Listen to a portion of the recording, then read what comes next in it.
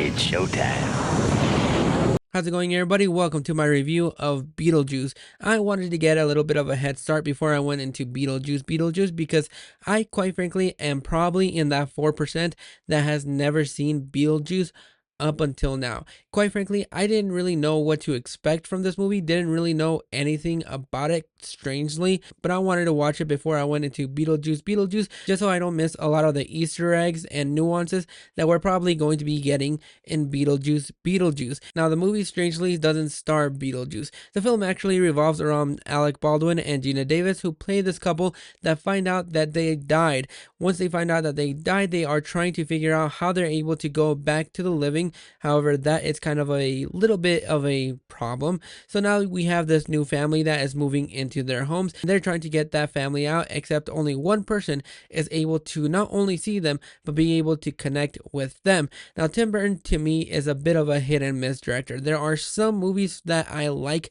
from him, and there are some that I, quite frankly, haven't seen just yet. But the ones that I have seen kind of are a big mixed bag. I think I'm in the minority when it comes down to Tim Burton's Alice in Wonderland and Charlie and the Chocolate Factory remake.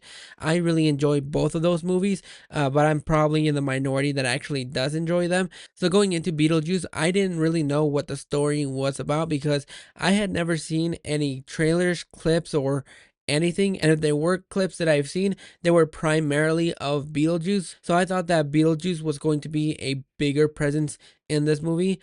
And strangely enough, I really had a lot of fun with this movie because not only is this one of the most creative movies that Tim Burton has done so far, but it is so imaginative in ways that I did not expect. There is very little that I surprisingly did not like about this movie, which is strange enough because sometimes with Tim Burton movies, you're able to pick out some things here and there that really don't jive with you. When it comes down to Beetlejuice, there's really nothing in here that made me stand out and say, that is something that could have been removed from the movie completely, because even though this movie was made in the late 80s, some of the visual effects really don't hold up. They were probably fine for the time when they were made, but seeing it through the 2024 eyes, some of it is still a little bit wonky. So that didn't really ruin a lot of my experience with this movie because the characters are so unique. I think this is probably the most creative Tim Burton movie that he's done.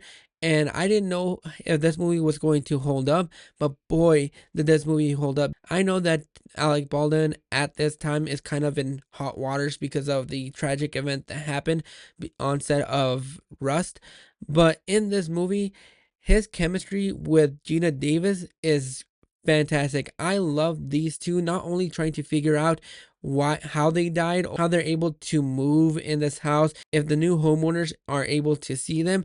Just seeing little things like that is what makes this movie stand out amongst the rest, because even though Michael Keaton has very limited screen time as Beetlejuice, every single time that he is on screen, he chews it up every single time. And I know that Michael Keaton has said that this is his favorite role to play, and you can just instantly tell from the moment that he appears on screen, because even the little models where Beetlejuice lives and the little models that Alec Baldwin's character makes, the way Tim Burton is able to incorporate that world into our existing world is really fun and creative, and that's something that I really enjoyed seeing.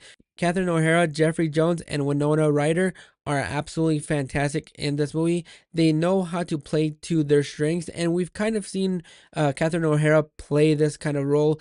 Every single time that I see her, it's hard for me not to separate her from being Kevin's mom, and she does a fantastic job. Not only the chemistry between her and Jeffrey Jones, but also with her and Winona Ryder, the way that this family plays together is so beautiful to see on screen. It makes the whole journey worthwhile. And even though this movie is rated PG, and I think nowadays it would be rated PG-13, I was really surprised that there were even a couple of F-bombs in here. Those kind of took me by surprise because you never hear F-bombs in a PG movie unless you're Beetlejuice. There are some creepy images in here that if you saw this as a kid, it would probably haunt your nightmares and probably traumatize you for a little while. But as far as this movie standing the test of time, even though the visuals don't really stand up to the standards that we have now, but take that all aside, as far as making it really creative, enjoyable, and fun. It definitely has a mix of both Tim Burton style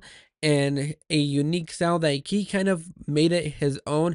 And you can definitely tell that this is a Tim Burton movie because it does definitely has Tim Burton's fingerprints all over this movie. It definitely has those fingerprints everywhere. And that's something that I really enjoyed about this movie. It's funny, the ending is pretty heartwarming, and it has a bittersweet ending.